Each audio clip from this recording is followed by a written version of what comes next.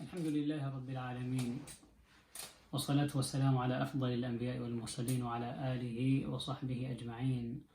أما بعد, Assalamu alaikum wa rahmatullahi wa barakatuh. كل عام وأنتم بخير. I ask Allah subhanahu wa ta'ala that this Ramadan has been productive and useful, and it has taught us different ways of even worshipping Allah subhanahu wa ta'ala in as difficult as we find our circumstances to be. I ask Allah subhanahu wa ta'ala to give us sincerity. I ask Allah subhanahu wa ta'ala to accept all our good deeds and the du'as that we made and the istighfar we made and all the ibadat that we did in this blessed month. Of course, Salatul Eid at this point is what most of us anticipate, and how are we going to pray Salatul Eid. And of course, some of us might already have decisions made where to pray, whether to pray at the masjid if possible or not.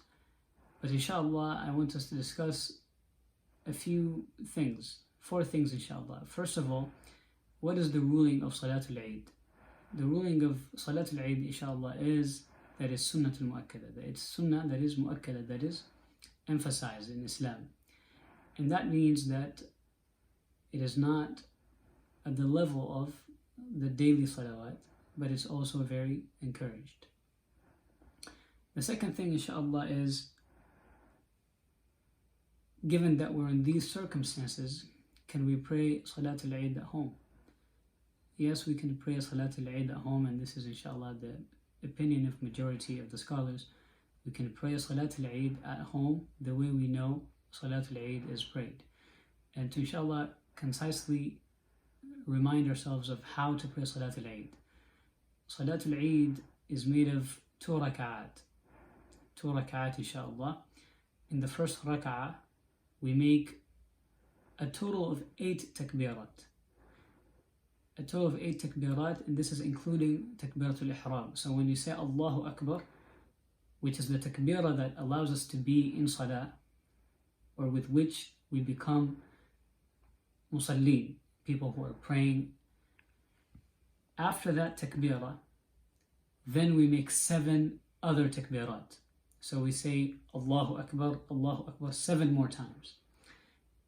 And after the 7th of these 7 takbirat, after that takbirah, we start reciting Surah Al-Fatiha and another surah.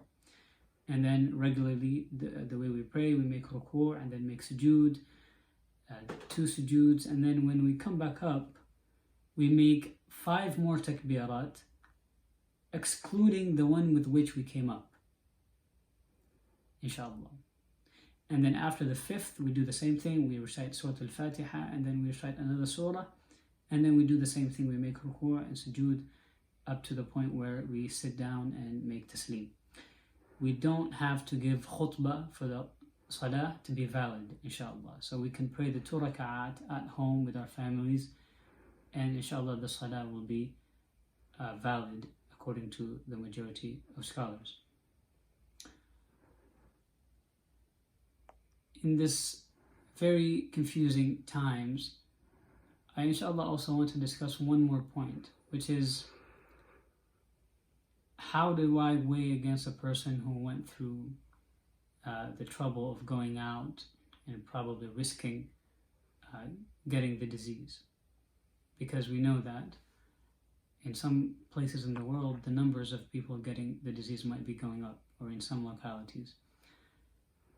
The advice of most of the scholars is that if the salah, praying the salah, which is getting a benefit, is outweighed by a risk of harming one's life or the lives of others, then it is better for that person to pray at home.